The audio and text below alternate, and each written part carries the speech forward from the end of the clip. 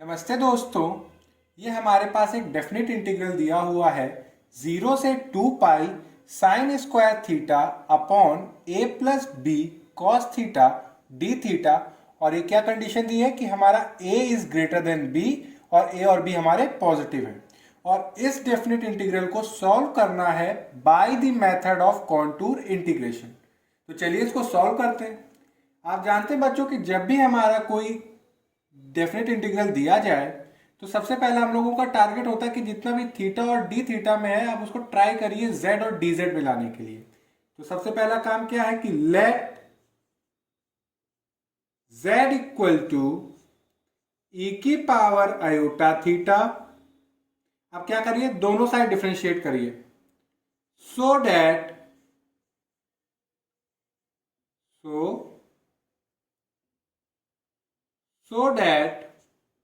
dz equal to iota e की power iota theta d theta. अब एक काम करिए, जो आयोटा ई की पावर आयोटा थीटा है आप इसको इधर ले आइए। डेट इज डी थीटा को आप कैसे लिख रहे हो, dz आयोटा है उसके नीचे, ई की पावर आयोटा थीटा है क्या बच्चों हमारा z, तो यानी कि डी थीटा हमारा क्या हुआ dz अपॉन आयोटा z। और बच्चों आप जानते हैं कि अभी तक हम लोग जितने भी कॉन्टूर इंटीग्रेशन के सॉल्व करके आए हैं उसमें देखा है कि ऑल्सो कि जो हमारा कॉस थीटा होता है वो बच्चों हमारा क्या होता है half z plus 1 upon z। और जो साइन थीटा होता है वो बच्चों हमारा क्या होता है, वो होता है half iota z minus 1 upon z। यानी कि हमने जितनी भी चीजें हमारी इसमें दी हुई है डेफिनेट इंटीग्रल में वो सारा हमने उसका करस्पॉन्डिंग z और dz में निकाल लिया है। तो अब सिंपली सी बात है, आप इसको इसमें पुट करते जाइए। यानी कि हमारा जो डेफिनेट इंटीग्रल दिया हुआ है 0 से 2 pi sine square theta upon a plus b cos theta d theta, इसको आप कैसे लिख सकते हो, इंटीग्रेशन अलोंग सी। सी क्या है हमारा बच्चों, unit circle. Sign square theta को आप कैसे लिख सकते हो, साइन थीटा हमारा बच्चों क्या है 1 upon 2 iota z minus 1 upon z। Sign square theta तो यानी कि पावर कितनी हो जाएगी 2। अब आइए डिनोमिनेटर में, a as it is, b as it is. Cos theta को आप कैसे लिख सकते हो, half z plus 1 upon z। और ये दो d थीटा है, इसकी जगह आप क्या लिख सकते हो बच्चों, dz अपॉन आयोटा z। इसको मल्टीप्लाई कर दिया, ठीक है बच्चों। और सी बच्चों हमारा क्या है, इसको हम लोग यहां पे लिख भी देते हैं, where C is the unit circle, that is, यानी कि ये यूनिट सर्कल है जिसका सेंटर क्या है ओरिजिन, रेडियस कितना है 1। अब क्या करिए, इसको थोड़ा सा सिंप्लीफाई करते हैं हम लोग बच्चों। तो सिंप्लीफाई करेंगे इसको, इंटीग्रेशन अलोंग सी, इसको स्क्वायर करेंगे तो ये आएगा 1 अपॉन 4, आयोटा स्क्वायर होता है -1 तो ये -4, ये हो जाएगा z स्क्वायर -1 का होल स्क्वायर, ये z ऊपर जाएगा तो z स्क्वायर -1 का होल स्क्वायर, नीचे z पावर में है तो z स्क्वायर, तो ये z स्क्वायर। अब ये डिनोमिनेटर है, ये जो डिनोमिनेटर में हमारा z है इसको आप पूरे इस टर्म से मल्टीप्लाई करिए और आयोटा को एक काम करिए बाहर रख लेते हैं। तो देखिए 4z स्क्वायर, ये आयोटा बाहर रहेगा मगर ये जो z है ये पूरा इस एक्सप्रेशन के साथ मल्टीप्लाई करा रहे हैं। तो ध्यान से देखिएगा बच्चों, तो z को a से कराएंगे तो az, z को b से कराएंगे और b/2 से तो ये आएगा ये z यहां पे तो bz² अपॉन 2, फिर z यहां पे है तो bz/2 और z यहां पे है तो क्या हो जाएंगे, कैंसिल आउट हो जाएंगे क्योंकि ये z डिनोमिनेटर में है, तो ये हो जाएगा b/2। ठीक है, हमने सिंपली क्या किया, इस z को पूरे एक्सप्रेशन से मल्टीप्लाई किया, जो यहां पे था उसको थोड़ा सा सिंप्लीफाई किया, स्क्वायर किया। अब क्या करते हैं, हमारे पास ये हो गया, बचा क्या, dz बस। अभी भी थोड़ा सा इसको हम लोग और अच्छे से लिख सकते हैं। तो बच्चों इसको हम लोग कैसे लिखेंगे, इंटीग्रेशन अलोंग सी z² - 1 का होल स्क्वायर, ये जो 2 है यहां से 4 से एक 2 लेंगे, इसको अंदर मल्टीप्लाई कराते हैं, तो यहां पे क्या बचेगा, -2 आयोटा z², अंदर एक 2 हम ले गए तो ये हो जाएगा, यहां से मल्टीप्लाई कराएंगे इससे, तो ये हो जाएगा bz², इसमें मल्टीप्लाई होगा 2az, इससे मल्टीप्लाई होगा 2 तो हो जाएगा b। आई होप कि इतने जितने भी स्टेप्स किए हैं सारे क्लियर होंगे। अब हमारे पास ये फंक्शन आ गया है और हमारा c क्या है, यूनिट सर्कल है जिसका सेंटर ओरिजिन है। तो हम क्या करते हैं, जो फंक्शन है इसको इंटीग्रेट करना है, क्योंकि हम लोग क्या कर लगा रहे हैं, bye the method of contour integration. तो इसके इस फंक्शन के हमें क्या निकालनी पड़ेगी, सिंगुलैरिटी। क्योंकि बच्चों ये हमारा रैशनल फंक्शन है, तो रैशनल फंक्शन जब भी होता है तो सिंगुलैरिटी हमारी पोल होती है, और पोल निकालने का क्या तरीका है, डिनोमिनेटर में जितना भी फंक्शन है उसको जीरो कर दीजिए और वो पॉइंट निकालिए जिन पे हमारा ये डिनोमिनेटर वाला फंक्शन जीरो हो रहा हो। तो आप लिखेंगे कि the poles of the integral fz, पूरा जो इतना भी इंटीग्रैंड है इसको हमने क्या मान लिया, fz। तो ये होगा हमारा z² - 1 का whole square -2 iota z² bz² plus 2az plus b are given by, आप क्या करिए, डिनोमिनेटर जितना फंक्शन है जीरो कर दीजिए, z² bz² plus 2az plus b equal to 0। ये क्या इंप्लाई करेगा कि एक z² 0 हो जाए या फिर bz² plus 2az plus b equal to 0। तो ये जो हमारी एक क्वाड्रेटिक इक्वेशन है इसको हम लोग सॉल्व कर लेते हैं। ये तो यहां पे सिंपल है क्योंकि z हमारा 0 0 हो रहा है, यानी कि एक पोल तो हमें मिल रहा है कहां पे, z इक्वल टू 0 पे, ऑर्डर 2 का। अब इसको सॉल्व करना है बच्चों, तो हम लोग क्वाड्रेटिक का जो फॉर्मूला है रूट्स निकालने का वो यूज करेंगे कि now we solve bz² plus 2az plus b equal to 0। ठीक है, इसको हम लोग सॉल्व करेंगे। तो इसके रूट्स क्या आएंगे, z equal to -2a plus minus √4a² minus 4b², यानी कि जो b² - 4ac है वही फॉर्मूला यूज किया हम लोगों ने, अपॉन 2b, दैट इज, इसको थोड़ा सिंप्लीफाई करेंगे तो ये 4 बाहर आ जाएगा और यहाँ पे जब बाहर आएगा तो हो जाएगा 2, और यहाँ पे भी डिनोमिनेटर में भी 2 है, न्यूमरेटर में भी पूरा 2 है, तो कैंसिल आउट हो जाएगा। तो ये z हमारा आएगा -a plus minus √a² minus b² upon b। और बच्चों अगर आप ध्यान दें, चलिए इसको बाद में आते पहले, यानी कि एक रूट हमारी क्या आई, जो रूट है उनको कुछ नाम दे देते हैं हम लोग। जैसे एक जो रूट है हमारी वो है -a plus √a² minus b² upon b, इसको नाम दे देते हैं हम लोग अल्फा। और दूसरी रूट को हम लोग नाम दे देते हैं -a minus √a² minus b² upon B. तो ये जो हमारी क्वाड्रेटिक इक्वेशन है bz² plus 2az plus B equal to 0, उसके दोनों रूट्स हमने निकाल लिए। तो बच्चों आप देखेंगे कि हमारे क्वेश्चन में भी दिया हुआ था, अगर आप जाएं यहां पे, कि a हमारा जो है वो b से बड़ा है और a और b हमारे पॉजिटिव है।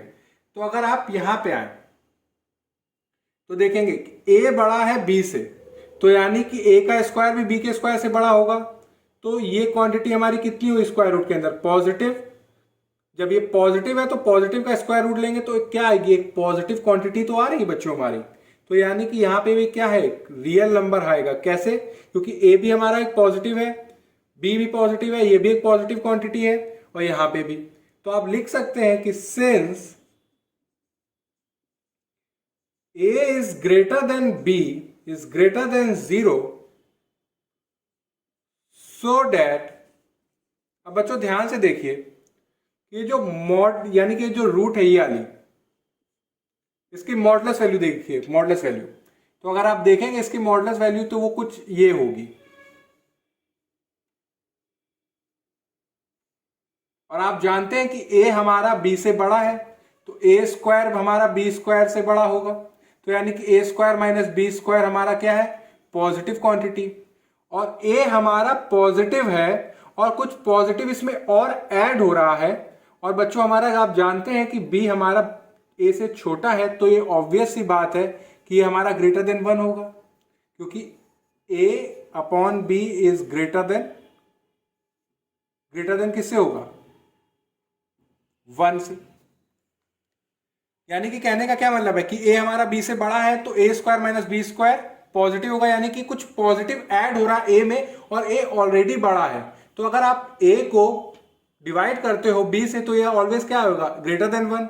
तो ये हमारा जो बीटा है, यानी कि ये जो रूट है, इसकी जो मॉडुलस वैल्यू ये हमारी क्या होगी? ये हमारी ऑलवेज ग्रेटर देन 1 है, क्योंकि a हमारा बड़ा है। हमने मॉडुलस वैल्यू की बात कर रहे हैं। तो यानी कि a b हमारे दोनों क्या है? नंबर है जो पॉजिटिव है, और a b से बड़ा है। और हमने कंक्लूजन क्या निकाला कि जो हमारा ये जो रूट है ये भी हमारा ग्रेटर देन 1 है। अब आप जानते हैं बच्चों कि अगर हमारी क्वाड्रेटिक इक्वेशन होती है ax² plus bx plus c equal to 0, तो सम ऑफ रूट्स हमारा होता है sum of roots minus b upon a, और प्रोडक्ट ऑफ रूट्स क्या होता है? वो होता है सी अपॉन ए। तो अगर आप यहां पे जो अल्फा बीटा जो कि रूट्स हैं इस क्वाड्रेटिक के, अगर इनका प्रोडक्ट लें और प्रोडक्ट की मॉडुलस वैल्यू यानी कि अल्फा बीटा को मल्टीप्लाई किया, तो यानी कि प्रोडक्ट ऑफ रूट्स। ये बच्चों हम लोग क्यों कर रहे हैं? क्योंकि हम लोगों को ये जानना है कि हमारा जो कॉन्टूर यानी कि जो यूनिट सर्कल है उसमें कौन सा हमारा रूट आएगा, कौन सा नहीं। इसके लिए हम लोग ये सारा वर्क कर रहे हैं। तो यानी कि प्रोडक्ट ऑफ रूट्स की मॉडुलस वैल्यू हम देख रहे हैं। तो प्रोडक्ट ऑफ रूट्स की मॉडुलस वैल्यू क्या होती है? सी अपॉन ए, यानी कि कांस्टेंट क्या है? बी। ए क्या होता है? एक्स स्क्वायर के साथ, यानी कि जेड स्क्वायर के साथ क्या है यहाँ पे? बी। और मॉडुलस वैल्यू तो ये हमारी क्या आ रही? Equal to 1। यानी कि दो रूट्स का मल्टीप्लीकेशन 1 है, और उसमें से एक रूट हमारी ग्रेटर देन 1 है, तो दूसरी रूट हमारी ऑब्वियस सी बात है क्या होगी? लेस देन 1 होगी। यानी कि आप कह रहे हो कि 2 हमारा 1 से बड़ा है, और प्रोडक्ट ऑफ दो एक ऐसा नंबर से कर रहे हैं मल्टीप्लाई कि हमारा जो प्रोडक्ट है वो 1 आ रहा है। तो ऑब्वियस सी बात है कि x हमारा क्या होगा? 1/2 तो होगा। यानी कि कुछ 1 से छोटा नंबर होगा, उसको जब मल्टीप्लाई करा रहे हैं तो 1 आ रहा है। अगर एक नंबर क्या है हमारा? 1 से बड़ा। तो यहाँ पे हमारा एक रूट 1 से बड़ा है, और उन दोनों रूट्स का मल्टीप्लीकेशन हमारा 1 है। तो ऑब्वियस सी बात है कि जो दूसरी रूट है वो हमारी क्या होगी? Less than 1। तो ये क्या इंप्लाई कर रहा है कि जब हमारा दो रूट का प्रोडक्ट 1 है, तो सो डैट, ये बच्चों हम इसको रब कर देते हैं, ये हमें बस समझाने के लिए मैंने इतना लिखा था।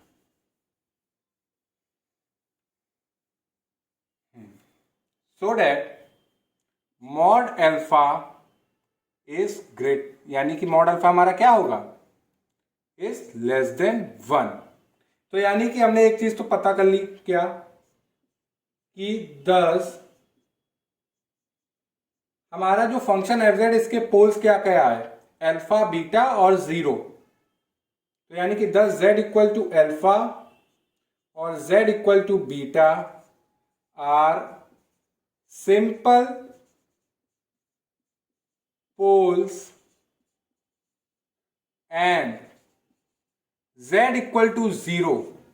ये भी तो हमारा पोल है, क्योंकि z equal to zero put कर रहे हैं तो हमारा फंक्शन क्या हो रहा है, डिनोमिनेटर में जीरो, तो यानी कि z इक्वल टू जीरो भी हमारा क्या है, pole. And z equal to zero, और ये पोल कितने ऑर्डर का हुआ, टू, क्योंकि यहाँ पे जो z इक्वल टू जीरो है वो टू टाइम्स रिपीट हो रहा है। तो z equal to zero is a pole of order two, यानी कि z इक्वल टू जीरो जो हमारा पोल है वो ऑर्डर टू का है। तो अगर बच्चों हम लोग यहां पे z प्लेन लें, ये हमारा रियल पार्ट ऑफ z, ये हमारा इमेजिनरी पार्ट ऑफ z, तो यूनिट सर्कल यानी कि जिसका सेंटर क्या है, ओरिजिन, ये 1,0 -1,0 0,-1 और 0,1। तो एक z इक्वल टू जीरो हमारा पोल अगर आप देखें तो वो हमारे यूनिट सर्कल के अंदर आ रहा है, z इक्वल टू जीरो, यानी उसको बहुत छोटा पड़ रहा है, अगर आप समझ आइए, ये z इक्वल टू जीरो है, z इक्वल टू जीरो। और z इक्वल टू अल्फा भी हमारा एक सिंपल पोल है, वो भी हमारा लेस देन वन है उसकी मॉडुलस वैल्यू। जब उसकी modulus value less than one है तो वो यूनिट सर्कल के अंदर आ रहा है, और ये हमारा क्या है, एक रियल नंबर है, ये भी देखा, तो वो लाई कहाँ कर रहा है, रियल एक्सिस लाइन पे, मगर ये नहीं पता है कहाँ पे लाई कर रहा है। मगर बच्चों जितने भी मैंने अभी तक जितने भी एग्जाम्पल सॉल्व कराए, उसमें हम लोगों का मेन फोकस ये नहीं रहता है कि पोल को हमें कहाँ लोकेट करना है, बस हम लोगों का मेन फोकस ये रहता है कि ये चेक कर ले कि वो पोल हमारा यूनिट सर्कल के अंदर आ रहा है कि नहीं आ रहा है। तो आप जान रहे हैं कि मॉडुलस वैल्यू जो अल्फा है उसकी लेस देन वन है, तो यानी कि वो यूनिट सर्कल के अंदर है, बस हमें ये नहीं पता है वो कहाँ पे है। तो अज्यूम कर लेते हैं हम इसको कि ये यहाँ पे है, मानने में क्या जा रहा है।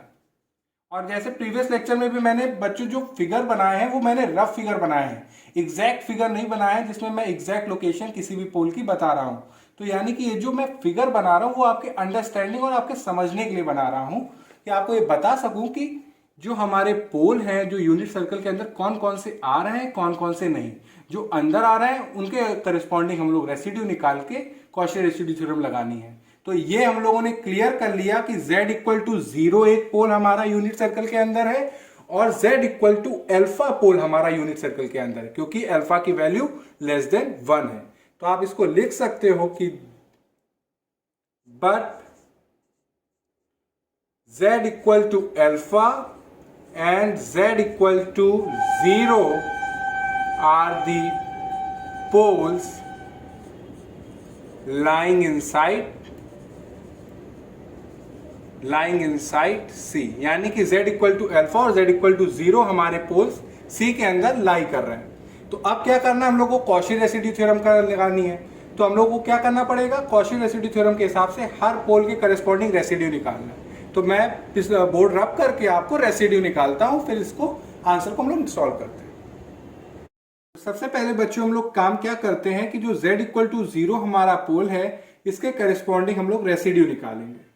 तो रेसिड्यू किसका, फंक्शन का, किस पॉइंट पे निकालना है, z इक्वल टू जीरो पे। तो बच्चों अगर हमारे पास कोई पोल है जिसका ऑर्डर m है, z इक्वल टू a हमारा पोल है ऑर्डर m का, तो बच्चों हम लोग इसका फॉर्मूला जानते हैं कि जिस पॉइंट पे आपको पोल रेसिड्यू निकालना है वहां पे आपकी लिमिट टेंड करे, फिर dm minus one dzm minus one z minus a की होल पावर m fz, ये फॉर्मूला हम लोग यूज करते हैं जब हमारा पोल किसी ऑर्डर m का है। और आप बच्चों देख रहे थे कि z इक्वल टू जीरो जो पोल है ये ऑर्डर टू का है, तो इस हमने निकालना किसका है, फंक्शन का। तो जिस पॉइंट पे निकालना है वहां पे लिमिट टेंड करे, यानी कि limit z tending to zero, क्योंकि m हमारा टू है, क्योंकि पोल का ऑर्डर टू है, तो ये हो जाएगा d upon d z curly bracket z minus zero का whole square, z minus zero का whole square. Function f z हमारा क्या है, जेड स्क्वायर माइनस 1 का whole square minus 2 iota Z square B z square plus 2 a z plus b curly bracket बंद। तो z minus 0 का whole square z square से cancel out. ये one यानी कि 1 अपॉन -2 आयोटा जो है इसको हम लोग बाहर ले लेते हैं, ये कांस्टेंट है तो लिमिट यानी कि इसको और लिमिट के भी बाहर ले लेते हैं हम लोग, यानी कि इसको कहाँ लिख लेते हैं सबसे बाहर -1/2 iota limit z tending to 0। अब हमारा अंदर जो है फंक्शन वो क्या है d/dz करली ब्रैकेट z स्क्वायर माइनस 1 का होल स्क्वायर। अब है हमारे पास नीचे bz square plus 2 az plus b। बच्चों इसका काम हम लोगों का हो गया, इसको मैं रब कर देता हूं। अब सिंपल सी बात है -1/2 आयोटा डिफ्रेंशिएट करिए आप बच्चों इसको, तो करेंगे तो आएगा 2z square minus 1 2z bz square plus 2az plus b minus z square minus 1 का होल स्क्वायर। ये क्वेश्चन रूल लगा रहे हैं 2bz प्लस 2a और bz square plus 2az plus b का होल स्क्वायर। आप limit z tending to 0 put करेंगे तो यहां पे z इक्वल टू 0 पुट करेंगे तो ये पूरा टर्म 0। यहां पे अगर आप देखेंगे 1/2 आयोटा तो ये हो गया 0 माइनस यहां पे 0 -1 का होल स्क्वायर 1, ये 0 ये आ जाएगा 2a तो ये हुआ हमारा 2a। यहां पे 0 ये 0 b स्क्वायर तो बच्चों ये क्या आएगा हमारा -1/2 iota minus 2a upon b square. तो 2 से 2 कैंसिल आउट हो जाएगा, माइनस माइनस कैंसिल आउट हो जाएगा, तो रेसिड्यू आया हमारा -a upon b square iota. यानी कि हम लोगों ने रेसिड्यू निकाल लिया z इक्वल टू 0 पे, यानी कि रेसिड्यू फंक्शन का z इक्वल टू 0 पे कितना आया बच्चों, वो आया -a upon b square iota. Minus minus तो हो जाएगा हमारा, माइनस माइनस प्लस होता है तो माइनस हट जाएगा, तो a upon b square iota. अब हम लोगों का z इक्वल टू अल्फा भी यूनिट सर्कल के अंदर है तो उसके करस्पॉन्डिंग हम लोग क्या करते हैं रेसिड्यू निकाल लेते हैं। अब बच्चों हम लोगों को z इक्वल टू अल्फा पे हमें रेसिड्यू निकालना है, तो इतनी डिटेल्स हम लोगों को नेसेसरी जरूरी थी इसलिए मैंने यहाँ पे अलग पहले लिख ली। अब हम लोग रेसिड्यू निकालते हैं। तो बच्चों ये जो हमारा ये जो क्वाड्रेटिक इक्वेशन है इसके रूट्स क्या है अल्फा और बीटा, तो आप चाहें तो इसको ऐसे भी लिख सकते हैं, यानी कि further since z equal to alpha and z equal to beta are roots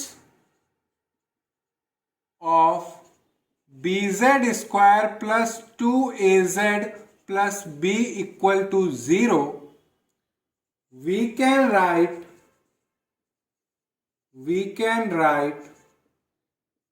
fz को आप कैसे लिख सकते हो बच्चों, -z स्क्वायर माइनस 1 का whole square.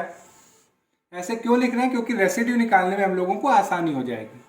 2 iota z square, इस क्वाड्रेटिक इक्वेशन के अल्फा बीटा रूट्स हैं तो आप इसको लिखोगे b z minus alpha z minus beta. आप इसको ऐसे भी लिख सकते हो, क्योंकि यदि आप मल्टीप्लाई कराओगे तो हमारा यही आएगा इतना पार्ट, इसको आप ऐसे सब्स्टिट्यूट करना। अब क्या करना है हम लोगों को रेसिड्यू निकालना है, किसका, फंक्शन का। किस पॉइंट पे निकालना है, z इक्वल टू अल्फा पे, क्योंकि अल्फा हमारा सिंपल पोल है तो सिंपल पोल पे निकालने का क्या तरीका है, जिस पॉइंट पे आपको रेसिड्यू निकालना है वहां लिमिट टेंड करे, फिर z minus alpha function fz हमारा क्या है जेड स्क्वायर माइनस 1 का होल स्क्वायर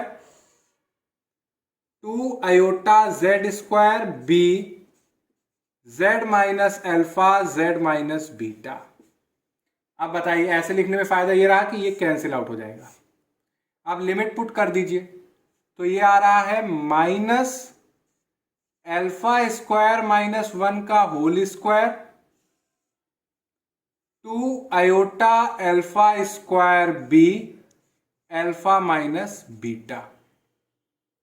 यानी कि हमारा जो रेसिड्यू आया फंक्शन का z इक्वल टू अल्फा पे वो आया हमारा माइनस। और बच्चों ये जो अल्फा स्क्वायर माइनस 1 इसको आप ऐसे भी लिख सकते हो, यानी कि -1/2 इसको आप ऐसे लिखने को मैं कह रहा हूं अल्फा स्क्वायर -1 तो ऑलरेडी स्क्वायर के अंदर है अपॉन अल्फा का होल स्क्वायर, कोई फर्क नहीं, अल्फा स्क्वायर -1 का whole square as it is, नीचे अल्फा स्क्वायर हमने ऐसे लिख दिया बीटा अल्फा माइनस बीटा, यानी कि बी अल्फा माइनस बीटा। अब एक काम करिए, इसको आप ऐसे भी लिख सकते हो, कैसे कि आप अल्फा से डिवाइड कर दिया, यानी कि हम अलग लिख देते हैं जिससे क्लियरिटी रहे। डेट इज आप इसको ऐसे भी लिख सकते हो। ऐसा क्यों कर रहे हैं? क्योंकि हमें अल्फा बीटा से मतलब नहीं है, हमें तो जो ए और बी में उस फॉर्म में चाहिए, तो उसके लिए हम लोग ये सारा सॉल्व करना है। तो इसको आप अल्फा -1/अल्फा का whole square B alpha minus beta. अब हम लोग किसी तरह ये अल्फा और बीटा यहां से हटाना है, वैसे रेसिड्यू तो हमारा यही है।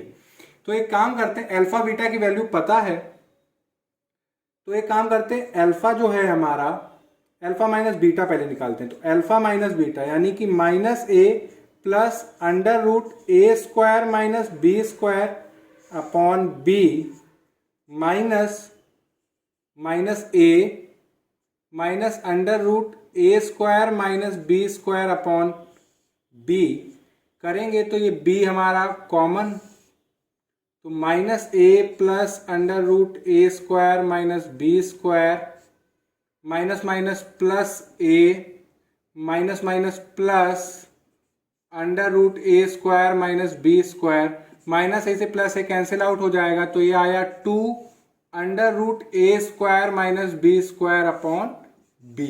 ये अल्फा माइनस बीटा हमने निकाल लिया। अब जरा आइए इधर, इसमें अल्फा बच्चों हमारा है क्या, -a plus √a² minus b² upon b। अब जरा अल्फा स्क्वायर कर दीजिए तो ये हो जाएगा, ये सारा मेहनत हम लोगों को यहां से अल्फा बीटा हटाना है बस। तो ये हो जाएगा a², ये माइनस a के साथ है -a, तो a² plus a² minus b² minus 2a √a² minus b² upon b², यानी कि अल्फा स्क्वायर हमारा -b² plus 2a² minus 2a √a² minus b² upon b², minus b² से कैंसिल आउट करेंगे, date is इसको आप ऐसे भी लिख सकते हो -1। और एक काम करिए -2a कॉमन ले लीजिए, तो ये हो जाएगा -2a और b एक कॉमन ले लीजिए, तो होगा क्या, जब आप -2a कॉमन लेंगे तो ये होगा -a, ये हो जाएगा प्लस √a² माइनस b², और एक b हमने बाहर ले लिया, एक b अंदर है। तो बच्चों ये देखिए जो -a plus √a² minus b² upon b है, तो ये तो अल्फा ही तो है। तो यानी कि अल्फा को आप सब्सटीट्यूट कर सकते हो -1 minus 2a alpha upon b। अब ये 1 उधर ले जाइए तो ये हो जाएगा अल्फा² plus 1 minus 2a alpha upon b। Alpha से दोनों साइड डिवाइड कर दीजिए तो ये हो जाएगा अल्फा प्लस 1 अपॉन अल्फा, सही कर रहे हैं हम लोग, alpha plus 1 upon alpha minus 2a upon B. अब एक काम करिए, अल्फा प्लस 1 अपॉन अल्फा हमें मिला है, मगर हमें क्या चाहिए, अल्फा माइनस 1 अपॉन अल्फा, तो स्क्वायर कर दीजिए यहाँ पे। तो ये हो जाएगा alpha square plus 1 upon alpha square plus 2, और ये हो जाएगा 4a square upon B square. अब एक काम करिए, -4 से -4 दोनों साइड क्या कर दीजिए, सब्ट्रैक्ट। तो ये हो जाएगा alpha square plus 1 upon alpha square plus 2 -4, 4a square upon B square -4। तो ये हमारा क्या हो जाएगा, इसको यहां पे लिखूं अगर, तो ये हो जाएगा हमारा alpha square plus 1 upon alpha square -2, और 4 कॉमन ले लेंगे तो ये हो जाएगा a square upon B square -1। तो इसको आप ऐसे भी लिख सकते हो, अल्फा -1 अपॉन अल्फा का होल स्क्वायर, और ये हो जाएगा हमारा 4a square minus B square upon B square. इतनी सारी मेहनत करनी पड़ी क्या हटाने के लिए, अल्फा और बीटा को। तो ये जो रेसिड्यू आया फंक्शन का z इक्वल टू अल्फा पे, वो बच्चों हमारा क्या है, वैसे वो दिया हुआ है -1 अपॉन 2 आयोटा, और अल्फा -1 अपॉन अल्फा का होल स्क्वायर की वैल्यू हमने निकाल ली, वो आई 4a square minus B square upon B square, और ये क्या नीचे वो दिया हुआ था 1 upon beta alpha minus B, यानी कि 1 upon B, alpha minus beta की वैल्यू हमने निकाल ली, ये आई।